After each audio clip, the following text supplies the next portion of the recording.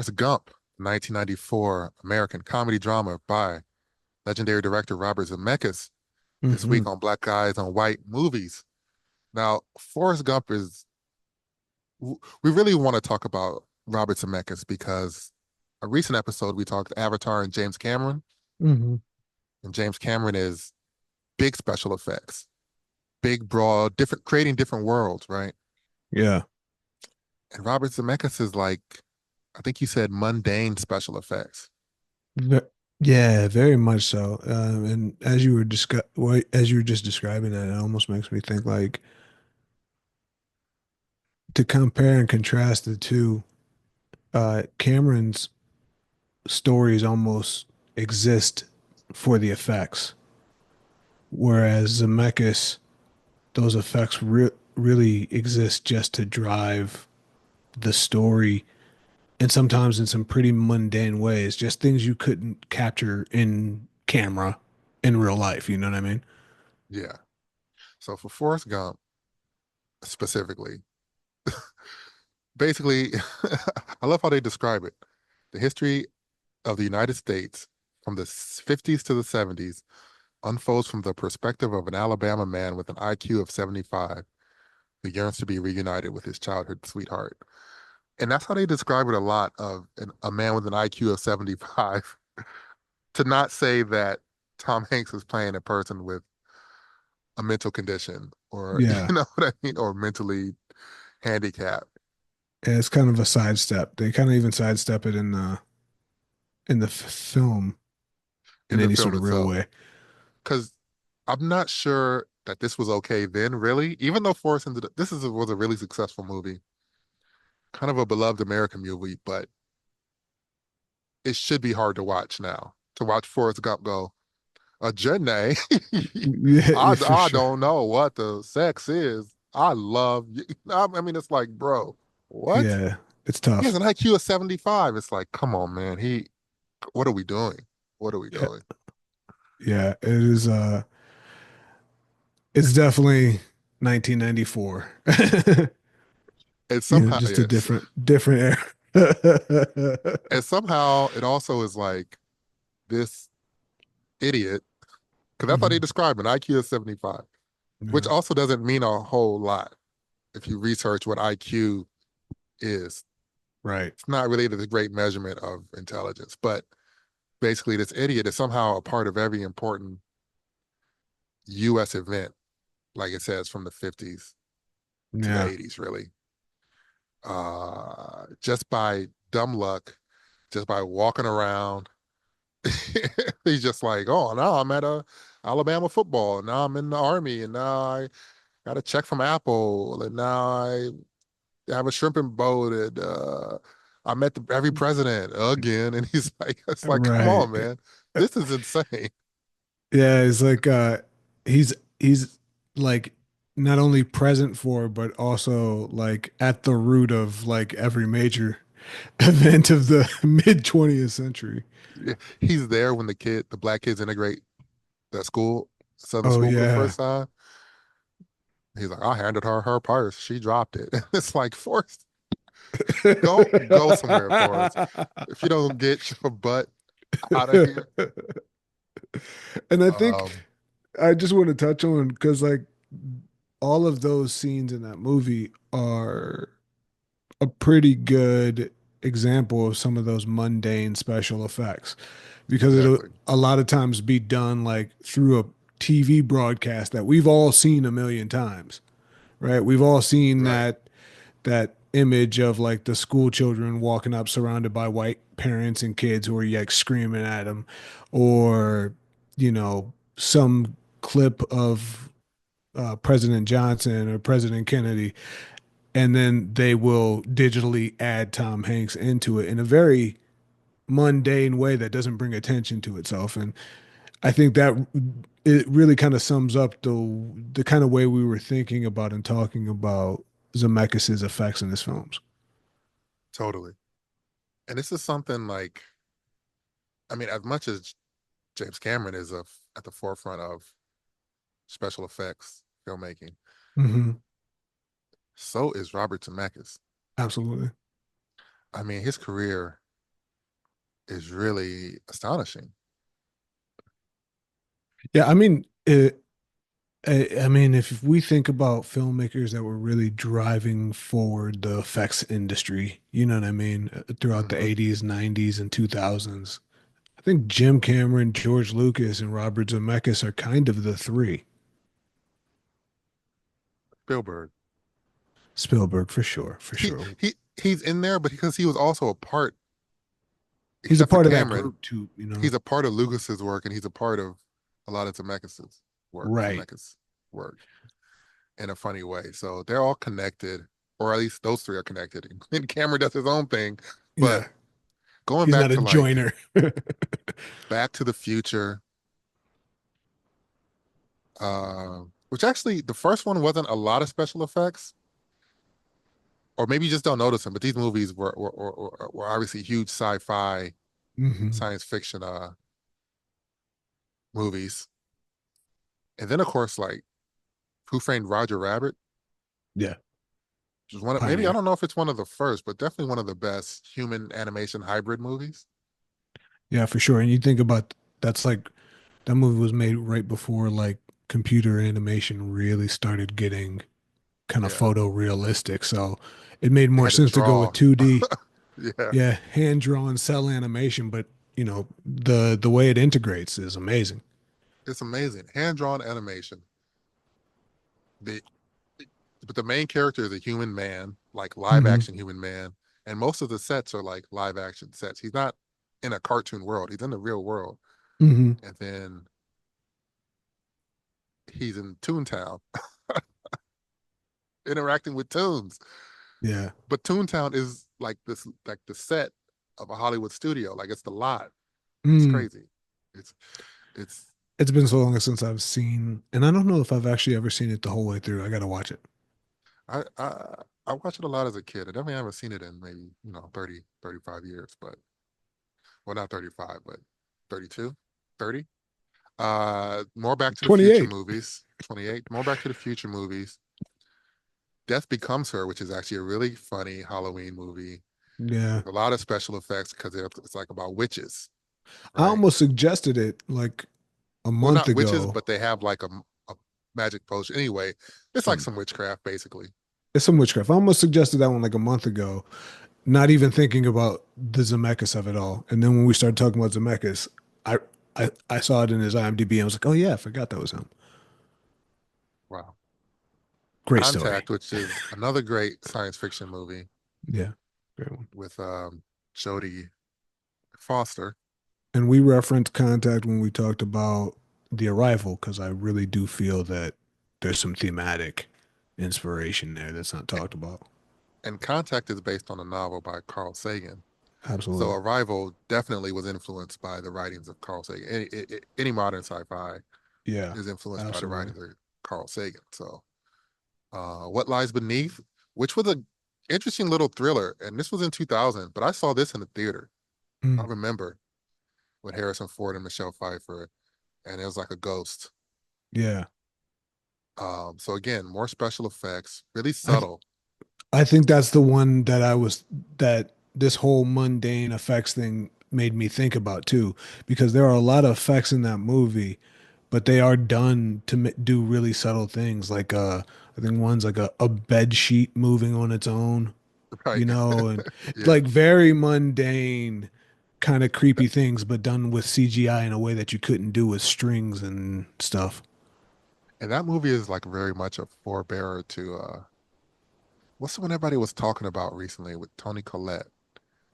Mm, And she was like one of her kids was possessed, right? mm. Let She's me in see if I so can many find horror this movie. movies.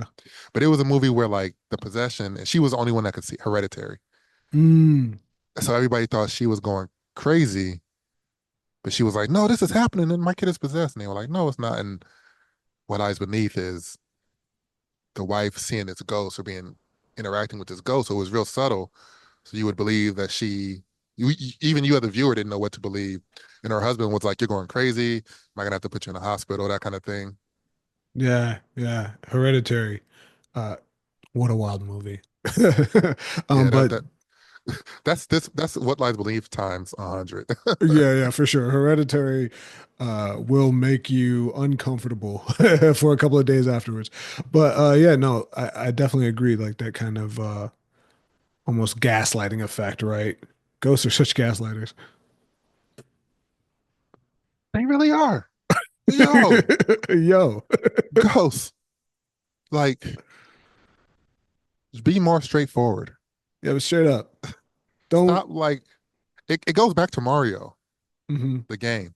Mm, But like the you ghosts only look move when you're not looking. absolutely. It's like we know you're Abs- there.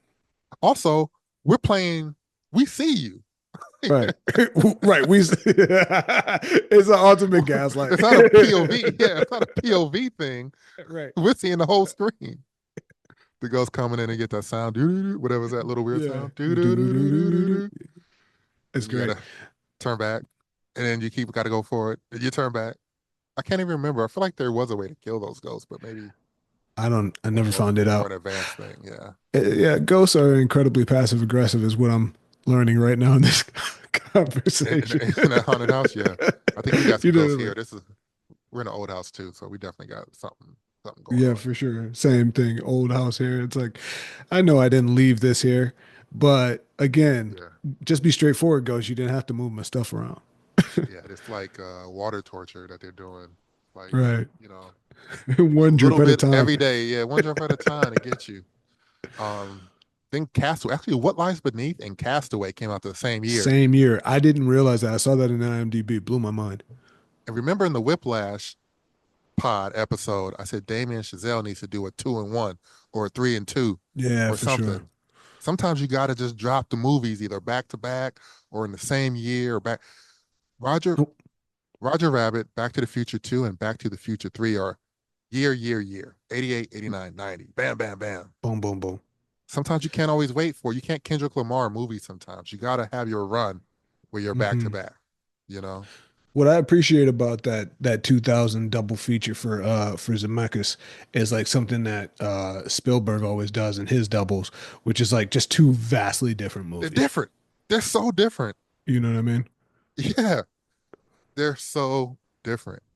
And Castaway is really maybe, man, we have to come back later and like what is his most iconic movie? Yeah, Um, the Castaway with Wilson is on the list. Is that's in the true. top of the list. And that's another one I think, again, talking about kind of mundane effects, like that movie is full of effects. Yeah, And it's all very exciting stuff because the guy's like, stranded on an island or whatever. But the effects just recreate nature, right? yeah, Like yeah, they recreate something that you could not shoot but does exist, right? And there's like right. the scene where he's in the plane crashes, and even then it's like what effects are there? It's all done very real. Yeah. It's interesting because there is something about the way he does it. And maybe he just does it a year or two ahead of everybody else. Yeah. Because sure, a lot of movies that aren't sci-fi movies or big epics or action movies use special effects, especially now.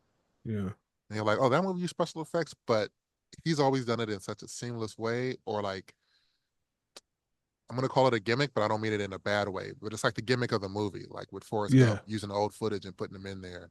Yeah. And Castaway, it's like, well, he's on an island, so we need it to be real, and the ball needs to be facing up certain times, just like little things. Yeah. But it's all in service of like this premise of the movie, the very premise of the movie. Right. It's kind of all in service of the shot, the storytelling, the like I think about But it's the like, feather in it, Forrest Gump is one that I yeah, think of, right? Which is clearly it's all a great one. CGI, but Yeah, like it's there to create this emotional story moment that brings us in and out of the story, but it's right? also like, not meant to not be noticed. And I think other Yeah. movies, it's like, we set special effects so you don't notice them. His is Mm, almost like I want you to notice it, and I want you to know that this is special. you know yeah.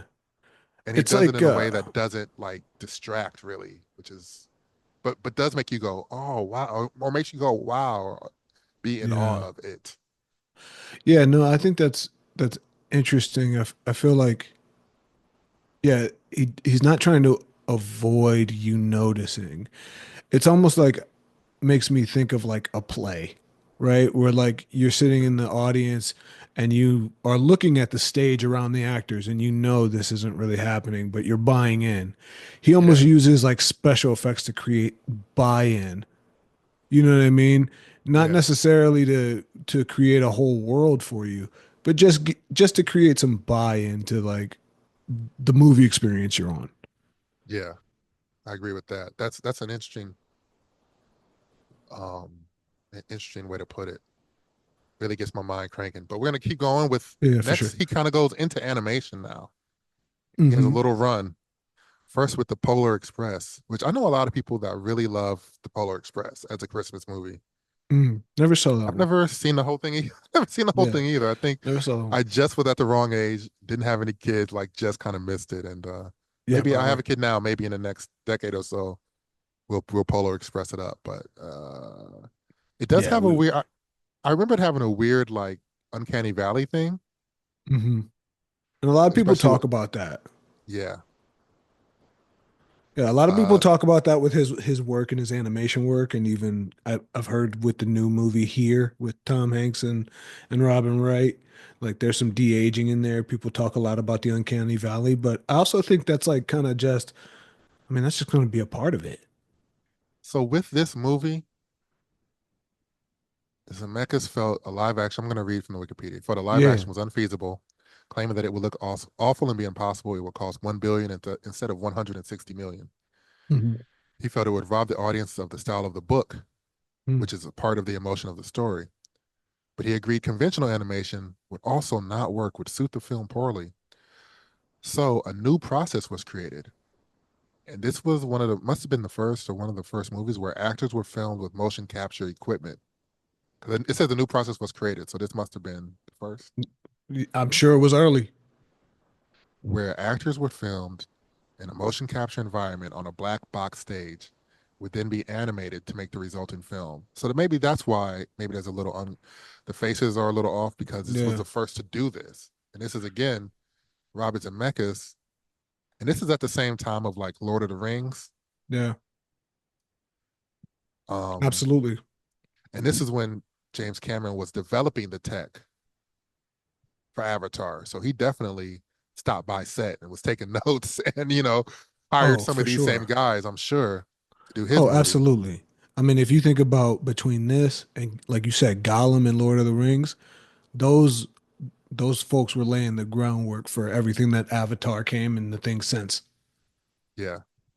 And you have to be successful to be a special effects filmmaker because the decision to film and motion capture necessitated another studio to co-produce Hmm. and cost $1 million per minute of footage.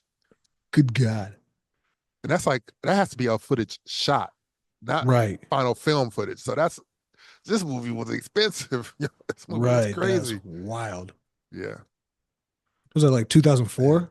No, 2002? 2004. Yeah. Oh, It came out wow. 2004. So it was being made in 2002 for sure. Incredible. $2004. Can you imagine? Man. Uh then we go to Beowulf, which we texted about briefly. Now Beowulf is a Yeah. classic story, classic literature. I saw this in theaters. This movie was legitimately scary in theaters. Mm, When that monster comes out and screams, it was like heart shaking. mm. He was giant. I think it was even like 3D, and it was the Oh, I best. think it was 3D. Yeah. Still to this day, I think the best 3D animation that I've seen. Usually 3D is pretty much to me pretty much sucks. Like Yeah. I Yeah. almost don't need to see any movie in 3D. But because this was Zemeckis, I was like, I gave it a shot, and this was like the best 3D experience I had. The sound with the visual, it was like legitimately like, oh my god, when the Yeah. monster was running through these people.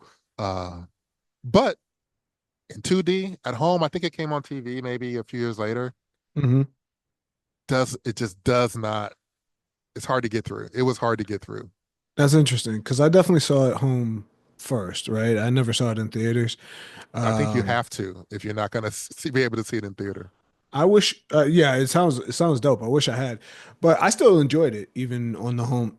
That said, I mean, I haven't watched it again since. I've thought about it a number of times, but like I did enjoy that. I thought it was interesting to like that one was less of the Polar Express, like the digital actor is exactly one to one what the physical actor is. Because I believe that Beowulf is played by Ray Winstone, who's a big dude, like, big bulky dude. And yet the character that he was playing of Beowulf was like super kind of Thor ripped. You know what I mean? So Uh-huh. I just thought that was kind of interesting what that kind of animation style could do as far as the physicality of the actors. I think Angelina Jolie's in there. She's got like a crazy dragon tail. It was just Yeah, very cool. yeah. I just read something here. So much data was produced in the course of the creation of the film. The studio was forced to upgrade all its processors to multi-core versions. Again, this is probably something that had not been done before. You know, That's crazy. like he made all of like Sony Studios upgrade their processors to stay ahead of the game. Wow. That's one, as a kid, I was always super into special effects, computer effects, all that stuff. And uh, I used to read magazines about it and stuff. And it's always kind of interesting to see like which movies pioneer something and then all the other movies that kind of like use that special effects package that was pioneered on that movie. You know what I mean? Uh-huh. And I feel like there's probably a lot of things that we've seen on film that could probably be traced directly back to some of these movies by Zemeckis. 100%. Then he has Chris a version of the Christmas Carol. So with all of these, there's a holiday theme. Beowulf's kind of uh, it's not a holiday movie, but it kind of fits in a holiday aesthetic. But obviously Polar Express and Christmas Mhm. Story was, but he was not this Fantasy was a for point in his sure. career where he was pulling from classic literature. So it almost makes me Yeah. wonder like was he, mentally is it was something about literature or something about his life Hmm.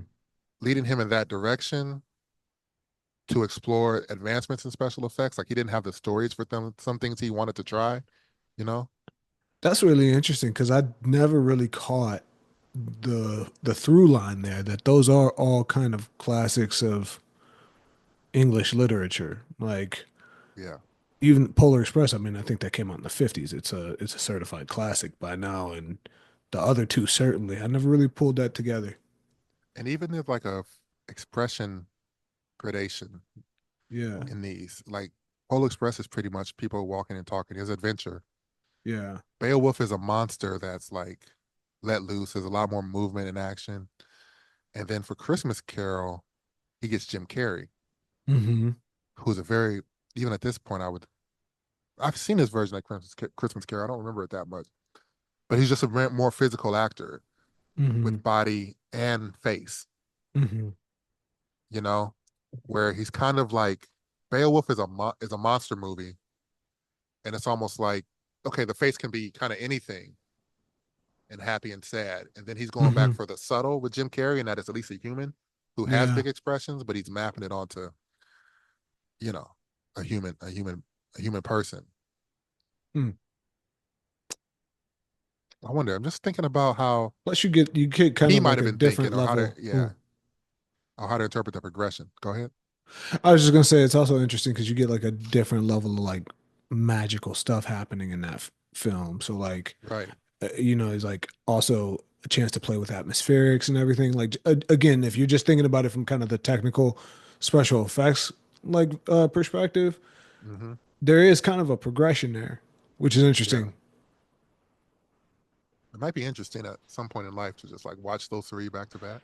I Yeah. don't know when, but that's also a 5 year range. So Polar Express is 2004, Beowulf is seven, Christmas Carol is 2009. So Okay. it's interesting. That's a huge jump in technology. By So 2009, all we're in.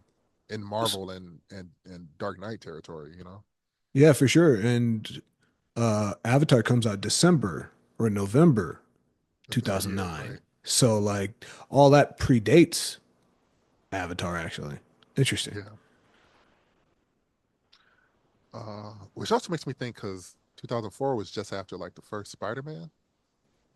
So Sam Yeah. Raimi is somewhere in a science, sci-fi discussion too. Yeah, for sure. For sure. Threw There him was a somewhere in there. definitely a lot of like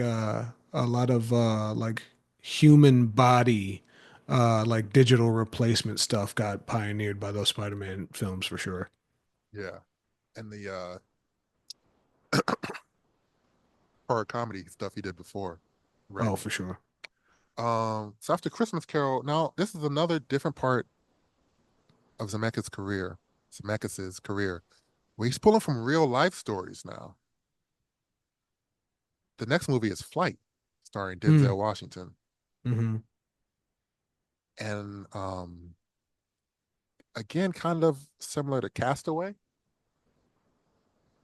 but this is a also a real life story he's making look real, like a real, you Hmm. know, Yeah, um, like it's a courtroom drama. it is a Like courtroom drama. And then we you just know, got a at the flash to the flight, to the actual flight, the flying, right, the plane. right, and you know that stuff is all heavily special effects out. But again, like it's designed to simulate realism as much as possible, not necessarily be action heavy or anything like that. Now, if I'm looking at his career and looking at what's happened, Yeah. this is how I interpret this portion of his career. Because Flight, it was also about him creating these effects and this story with a small budget for him, like under Mm-hmm. $40 million. I think these animated movies did not do as well and Mm-hmm. maybe as hoped. Definitely not as well as Back to the Future, Sure. Forrest Gump, Right. Castaway. You know what I mean? He followed Castaway up with these Yeah. animated movies that I'm sure did well, but also now he's doing a live action in a story. It's like without a big, huge sci-fi story, he probably couldn't get a big budget. Or maybe just in his head, he's thinking, how can I make science fiction, not science fiction, but use special effects just in a cheaper way. He's trying to innovate in another way at this point in his career. Yeah. Yeah, it is It's interesting. also hard to do like 150, $200 million movies. It's hard to do. Oh, for sure. It's a It is drain. interesting because he does have like these phases of his career. Um, as we talk this through, right? Like Yeah. he's got these phases of his career and they kind of build on one another.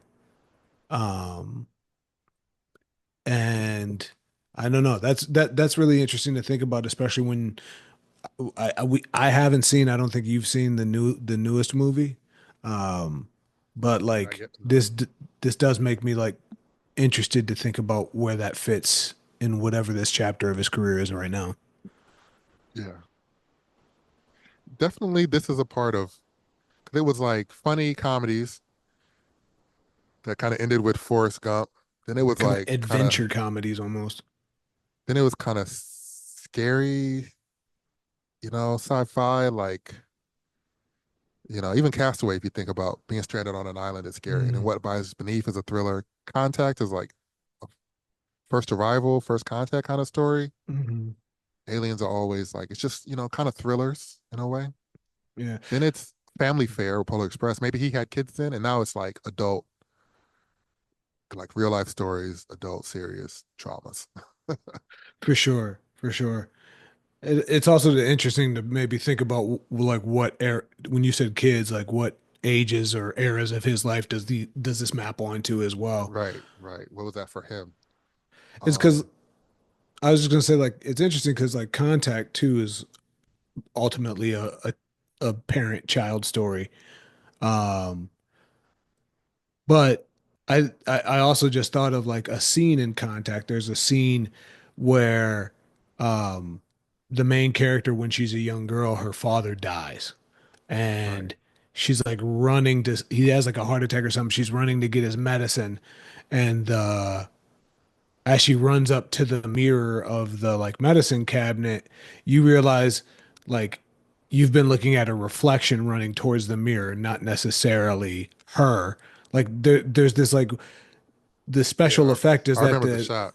yeah, the camera switches a couple of times in order to sell this idea of her running in the reflection, opening the cabinet, and then running away, and the mirror kind of being the camera that we see this through in a hallway.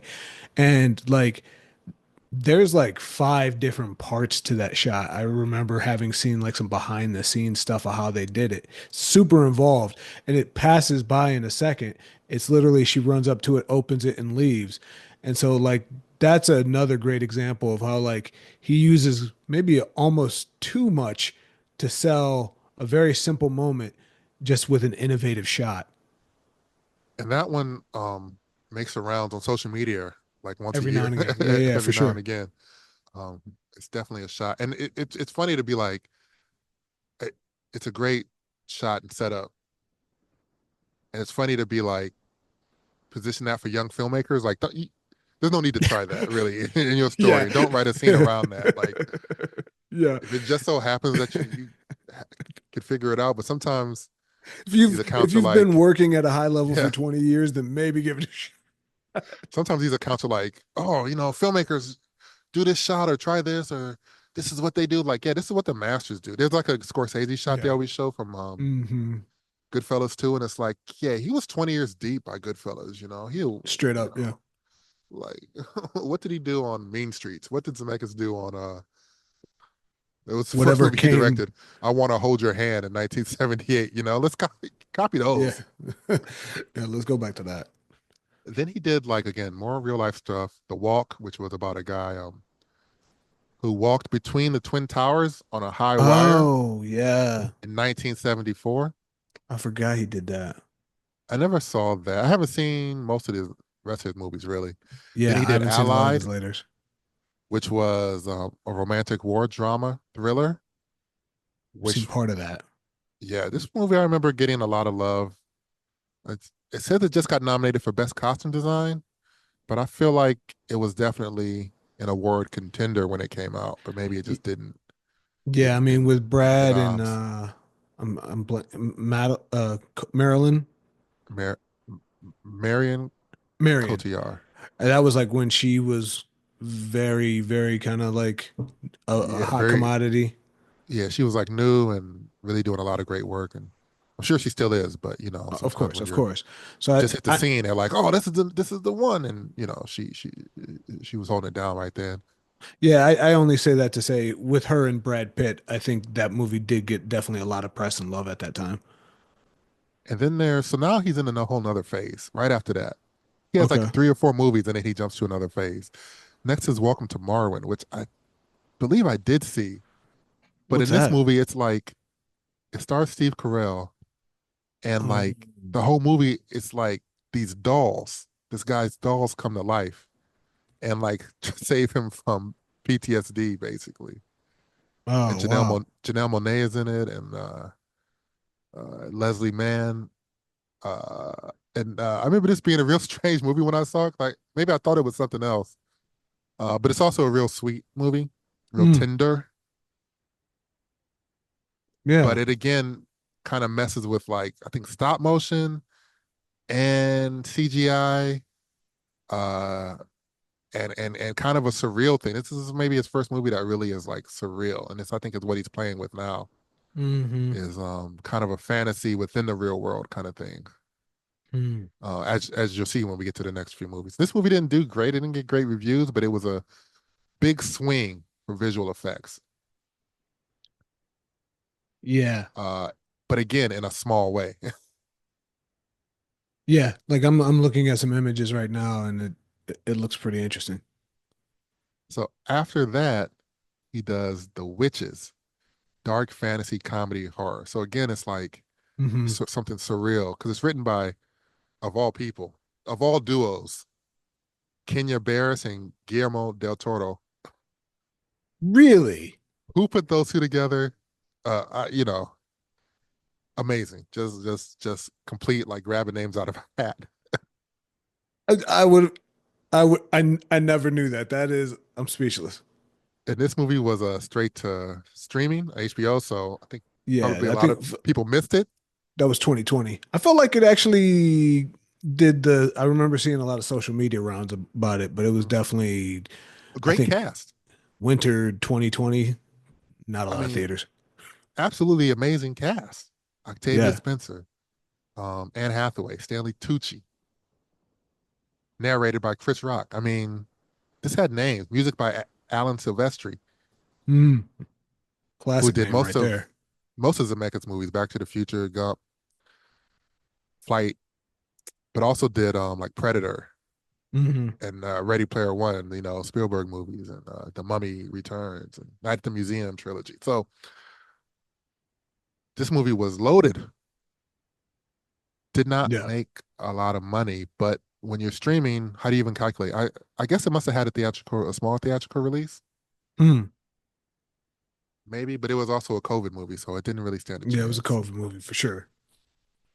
After that, he does Pinocchio. So Witches in Pinocchio, Mm. I classic keep literature forgetting again. that he just recently did a Pinocchio movie. He I just keep recently forgetting did a about. Pinocchio movie. I think I did watch this, and Del Toro also did a Pinocchio movie. Yeah. Del Toro's I felt was like odd. I don't know. I was not feeling it. I had to watch it again because it just like I was like, what is happening here? And the messages were like conflicting with each other. And Pinocchio was like as whiny as he's ever been. I was not feeling it. I'd have to give it another shot to really be fair to it. But Mm. now I can't remember if I watched this one or not. I feel like I didn't see this one. But this was straight to Disney Plus. Oh, yeah, yeah, yeah. Again, a loaded cast. I guess you know when you're making a Disney movie, this was a bigger budget movie too, 150. Um, I guess he just wanted to make a Pinocchio movie. Yeah, for sure. Definitely part of that. I mean, it's still going on, but part of that live action readaptation that Disney's been doing over the past really 10 years at this point. Yeah, interesting. Not a lot of notes about the production of this one. Um, and then he does this movie here, and here I think is a kind of a return to form for him. It's based on a graphic novel, but it's really experimental, Super and experimental. and it does feel like when I look at Pinocchio, The Witches, Welcome to Martin was definitely a swing, but it seemed like here is him being like, don't forget, I do things. I do things with the digital, you know? Yeah, no, when we started talking about this earlier in the week and really thinking about here from a perspective of special effects and experimentation, and it really like struck me that like pretty much all of his movies, there's some key thing that he's experimenting with, Yeah. and definitely like the idea, the gimmick, again, not in a bad way, but the gimmick, the conceit of here is that it's all one fixed shot, right? One fixed angle. So the Yeah. camera doesn't move for the entire movie. And like I feel like him taking that challenge on to do that from a filmmaking status, and then also to be able to have Tom Hanks and Robin Wright, the stars of Forrest Gump, be young again in this digital de-aging. Yeah, I feel like for sure it's a kind of a, hey, don't forget about me. I do things. I do this. What's so crazy about it? Here's how they describe it. The story covers the events of a single spot of land. I thought it was just about the house. It's a single spot of land and its inhabitants, spanning from Mm-mm. the distant past to contemporary times. In the plot summary, it says, this is where it starts. Millions of years ago, dinosaurs roam an area. So it starts with the dinosaurs. Yeah, Then that's it's what I've home to heard. like some like ancient human ancestor people. Then it's the estate of Benjamin Franklin's illegitimate son. Then it goes to like the Spanish flu and World War II before it comes to the ownership of this family that is Tom Hanks and Robert Wright's family as they Yeah, live all the way through like to COVID and 20 basically it ends in 2024 the movie does. right. Wild. Yeah, absolutely wild. I mean, it's an incredible.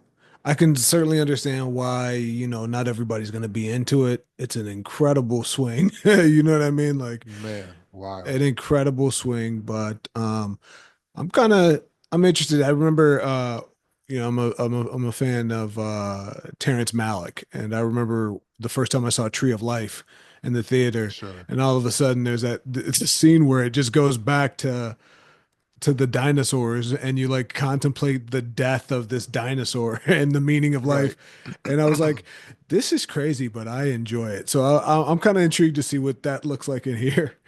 Yeah. Now after seeing that, I'm more interested. Like a single spot of land over its history till now is like pretty trippy. Yeah, it is interesting. So it's interesting to go through his career and look at like somebody who's pretty prolific. Hmm. I Even mean, if you that's a feel ton like, of man, movies we just said. even if you feel like, man, I haven't heard from Zemeckis in a while, like within the last 2 or 3 years, at any time, there's never a 4 year gap. Mm. The most is 3 years between him and a movie. I mean, if the biggest gap is 3 years, that means he took like 8 months off, if that. He was not taking time off. He's There's no always on to time the off. next. He's always on to the next project. So chances are he's working on something now Right. that's going to come Oh, out in 2026 or something. yeah, I wouldn't be surprised. I'd be interested. I'm very. I'll be very interested to see what his follow up from here is, Yeah, um, it's so because hard. Go ahead. My I bad. was just gonna say because I feel like for another director, something as ambitious as here might be like, especially with Zemeckis' age, right? He's in his at least mid to late 70s, probably older than that. Yeah, He's yeah. He's he's in 70, Spielberg's generation, right? 72. Yeah, Yeah, okay. So he's a little bit younger than Spielberg. But anyways, but yeah, 72. You'd almost feel like something as ambitious as here would be like kind of a final retirement film. But like I yeah. get the sense for Zemeckis, it's just another job. So I want to see what It's he another does gig. next. Well, it's interesting because it's so hard to innovate with special effects now. Everybody's thinking about it. Yeah. Like Scorsese did the de-aging thing in a major way on The Irishman. Yeah. You know, so on a small scale of like the mundane special effect, it's like okay, even planning a movie around it is that's not you're just not alone in that territory anymore. Yeah. Although it would make sense for Zemeckis to team with a black filmmaker and do something that covered passage of time from a black point of view, and Flight's the only movie he's done with a black lead, Yeah, I you mean that's fair. know, And he's or done. or some indigenous filmmakers and do something about the USA over time and all the way to Trump time and on this land. I mean, maybe I'm just thinking about here too much, but Yeah. I think there is like He's made. something. I'm sorry, I keep interrupting. No, I was trailing off anyway, but there's something there, right? Yeah, no, I think between here and Forrest Gump, that's at least two movies of his filmography that are pretty much about the America in the 20th century, right? Like, Right. um, I think Forrest Gump is supposed to take place in 1981, but I mean, that movie's about the 90s as much as anything else. Right. Um, so like, yeah, it would be interesting to see him do something that's about the passage of time in America from another perspective or including someone another perspective. Yeah. No dearth of stories, especially if as he's someone that can dive into real life stories or classic literature. So Right. Yeah. I mean, he's done sci-fi, he's done fantasy, he's done classic literature, he's done family drama. I mean, he's kind of done courtroom drama, as we said with I Flight. just I just mean in terms of picking like some other kind of story. It is, Sure. he could do like, there's all kind of stories written by other artists, and there's also, Flight was a real life story about a black pilot, so you could do a real life story about a black anything, politician, anything. Yeah, I think I only say that to really talk about his clear willingness and ability to kind of jump into a variety of different types of stories. He doesn't seem to be Yeah. scared of that. And doing the press for here, he mentioned that they wouldn't let him do the Back to the Future 4 that he wanted to do, but he was talking like it's still a possibility. So maybe Hmm, we'll get another Back to the Future that'd be at cool. some point. I'd check it Uh, out. yeah, That's that's a big movie for me. I think he would have millennials would have to check it out. Millennials and Gen Yeah, you X, can. You almost have no choice. like even if you catch it on streaming afterwards or on demand or whatever, it's like you're gonna want to like take a peek. For sure. One of the So I would greatest say film like trilogies of all even time. I would say even Bill and Ted is like that, but not as much for millennials. But Gen X, I feel like you checked out that latest Bill and Ted, Yeah, yeah, you yeah. know. Just you just like wanted to see. Those are your guys. But Back to the Future is tough because, really don't know if you're having Marty McFly as an elderly man in the movie. It's got to be like a whole new thing, Yeah. you know. Michael J. Fox still does do or has done some acting in the recent past.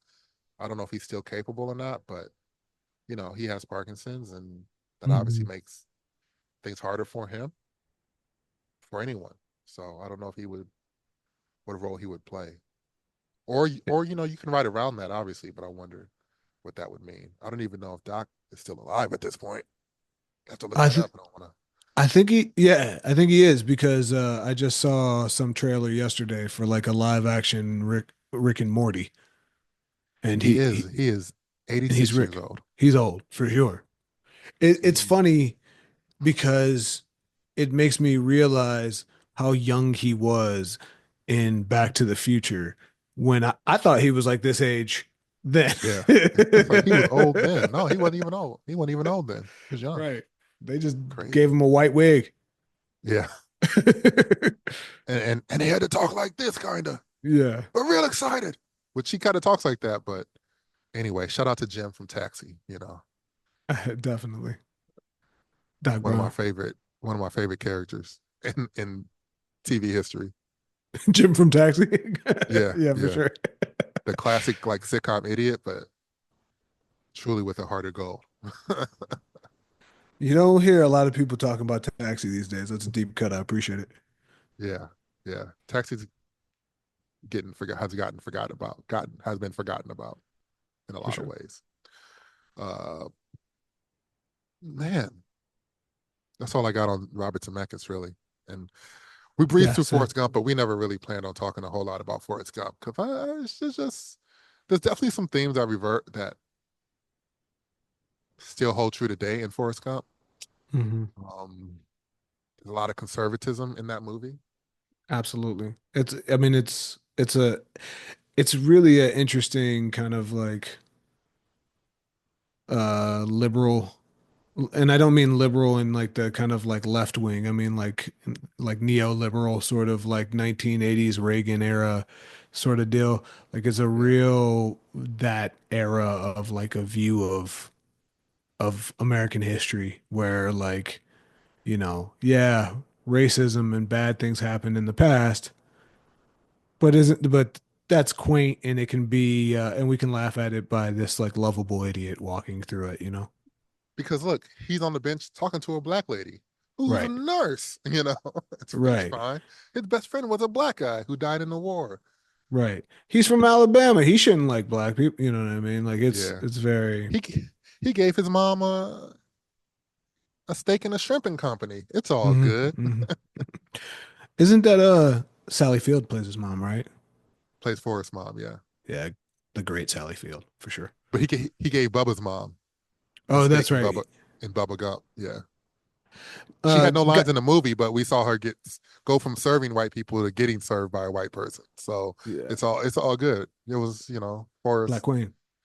solved racism in his escapades. I got to give a shout In out to his McKel mundanity, he in solved his racism. Monday. Got to give a shout out to McKelty Williamson uh, as Bubba. Just See, I thought it was McKelty. Michael T. How do you say this guy's name? I always thought it was McKelty. I could be McKelty. wrong. I could be Let, let- absolutely wrong. let me look at the spelling. I don't know that Michael, I Michael don't T. I Michael don't T. know that I've Michael ever T. heard someone actually pronounce that man's name. So I Yeah, I completely needed him to come out and say it. yeah. At 67 years old, he's like, I'm too old for this, man. If y'all don't know how to say my name, well, I need you to say it, man. Tell me. His name means spirit or silent friend in the Blackfoot language.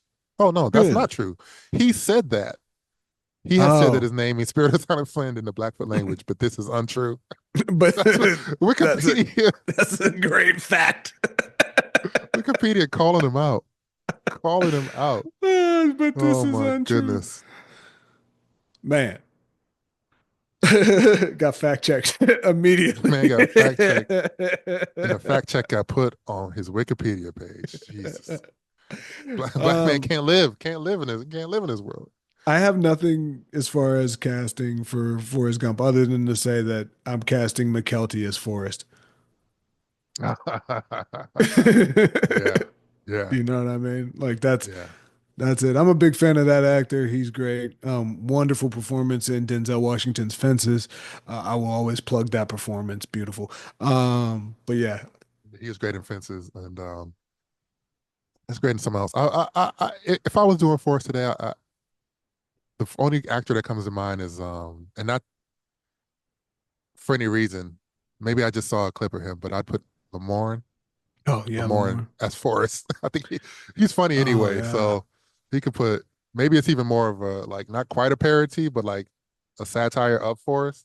yeah, So he can have a little more fun with it than it is. But yeah. I think if you're gonna do Forrest Gump nowadays, you'd have to do even more you got to be satire. kind of tongue in cheek with it. Yeah. Yeah, for sure. Cool. Yeah, Great. Forrest, Robert Zemeckis, legendary filmmaker, very white filmmaker. absolutely, definitely. Kind of like we've talked about with a few of these folks. We talked about Jim Cameron and some others, but just like represents Spielberg, represents just a era of suburban upbringing in this country when you literally didn't and weren't allowed to have black people around you. So Yeah. just kind of a lack of awareness there. If he could get away without having a black person in the movie, he did. And then Yeah. later, he just started putting them in like very secondary roles in a Mhm. few of these movies. But for the most part, he was like, and it like you said, just going through the list, Spielberg, Cameron, him, Scorsese, Tim Burton, Yeah. Sam For sure. Raimi, like the top filmmakers have been so exclusionary of black people. It's in the wake of where we are now in the country is very like telling. And you're like, well, Yeah. how could these things happen and how could you vote for this person or that person? And it's like if you look at the movies, not that the movies tell the story, or I'm not even trying to prognosticate through movies, but the fact that the top filmmakers, Tarantino, Mhm. who love Samuel L. Jackson, but otherwise, outside of Jackie Brown, was like, I ain't put no black people in, you know, Right. he keeps black people out of the movies, but the N word in them. Oh, and Django, obviously, but Right. and like Spielberg did Color Purple, but these man, oh man, it hurts to think about. Yeah, it's crazy. It's a very Chris Nolan, he could have had black people in almost any of his movies, but he had yeah, Tenet, yeah, tenant for sure. but like Interstellar, well, there was one black astronaut in Interstellar, and he got really old. Remember, there was one of the guys on the ship. Yeah. I can't Uh, remember where I've seen that actor but before. He's good. Inception, there could have been one of them people jumping through dreams could have been black. Yeah, Well, I James think Cameron had plenty of time. I don't even know if any of the Navis. Oh, Zoe Saldana. Zoe Saldana. She's dark Yeah, skinned, but she doesn't consider herself black. I think she's yeah, because South American or Colombian or so. I have to look her up. I don't want to disrespect her, but she's Dominican not and Puerto Dominican. Dominican, maybe Yeah, Dominican and Puerto Rican. but she But is brown skinned. absolutely. Um, but yeah, no, I think these folks represent just a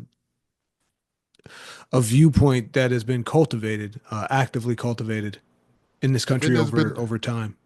so little or almost no attempt to put black filmmakers to give black filmmakers those chances. Mhm. Yeah. Even black filmmakers that have done well. Now, Spike, I also say with Spike is a unique case Hmm. because I don't think he wanted to ever go the blockbuster route. Yeah. But you guys got guys like John Singleton, whose movies pretty much consistently did well. Hmm. And then he did a Black Fast and Furious movie that did well. Hmm. That is a big franchise, you know what I mean? But you don't see his name synonymous with these. Like Hmm. it's it's not at that, it's not at this level, or Yeah. even a Fuqua. Fuqua who's done some big movies and helped get Denzel an Oscar. Like Yeah. it's like Tim Story, who's created franchises and consistently does comedies that sell well. You know what I mean? Hmm. That do numbers, but you know what I mean? It's like where the doors are just aren't open like they could be. Yeah. Even And I think even when you do well, even when you do well, and same thing for other for women filmmakers. Like we just now are getting women, and I don't even know if across the board there's a lot of women filmmakers, but obviously Barbie is one that stands out. But sure. Barbie and like Wonder Woman, we got Hmm. you know those were Like women big directed those movies, blockbusters. Yeah. right? Those are big movies, and they did well. Yeah. Barbie exceptionally well. Like Oh yeah. I nothing's mean, touching. You know what I mean? Like smashed it. yeah, Yeah, no, I think there's a point here about, what storytelling does. I think it's consistent with why we kind of what we talk about and why we find this interesting. But like, yeah, stories do set up people's expectations. yeah. Um, and there's that old saying about life imitating art or art imitating life. You know, I think about, well, it's not a movie, it's a TV show, but like Succession over the past few Yeah. years. And like, do we end up where we are today if we didn't just have Succession making villainous things Well, enticing? I would say even Billions was probably more influential Yeah, the billions. among rich people than Succession too. But both of them existing at the same time and like highlighting this kind of life and trickery, and you can get ahead with the lies and Hmm. deceit. Like they both did that. Yeah, I definitely think there's that. The kind of, I don't know, just glorification, valorization Yeah. of a certain type of lifestyle, a certain outlook on life, a certain And I definition of think strength. and I think what you were saying, art imitates life imitates art. If anything, yeah, like what happens on the screen is at least a reflection of some values in the real world, For sure. We've talked about, and go whiteness is there's oh man, we don't have time to get into this, but ahead. like in terms of currency, like I was thinking a long time, like the only thing of value, like money is really the only value that we have. Hmm. Like make a you can't live a life just because you're a good person, or you know what I mean? Like what else? Mm. You have to have money. But whiteness is the other thing of value, you Mm. know? You get a Hmm. little bit more out of a lot of things, especially in Mm. this country, if you're In this white. country, for sure. Yeah, it's interesting Ah, I lost where I was gonna go. Oh, no, no, no. I remember. We've been talking about sci-fi a fair amount on this episode just because Zemeckis did some. But going back to that story thing, that's one of the reasons or not one of the reasons I think that we can track some of this feeling over the past 10 to 15 years in our sci-fi. There's a reason why this post-apocalyptic, zombie, post-nuclear, all these different versions of a post-apocalyptic tale. There's a reason why they've been, kind of the go-to sci-fi for a while. And I think that shapes people's expectations. It's like both shows that people have an interest, or not an interest, that there's some sort of feeling going on in the culture.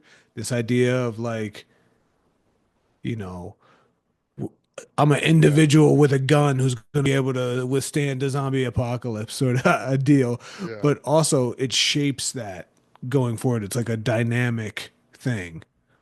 And I yeah. do think, to a certain extent, some of the sci-fi of has failed us over the past few years. It's been so much more focused on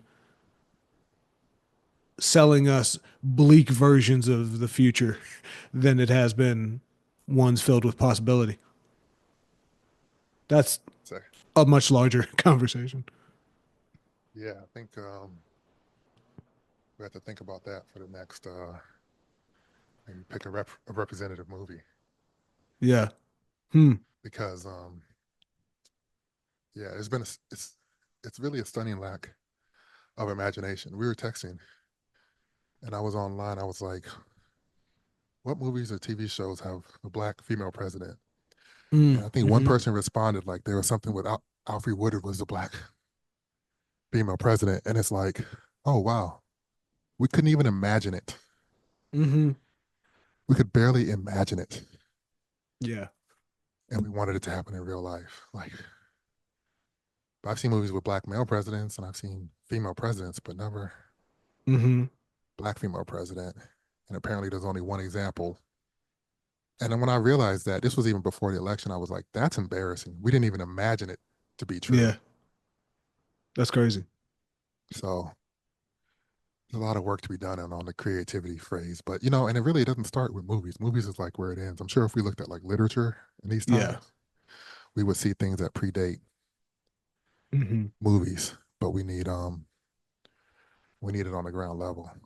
And then we need Right, those for things sure. called 'Cause and turned into movies. like we were talking about Forrest Gump today, that's a 1981 novel or 1983 novel or something like that. You know what I mean? So Right. it starts somewhere else before movies, to your point. Well, we brought it back to the pod, to the premise. Full circle, baby. Full circle. All right, man. I'll get at you later. Yep.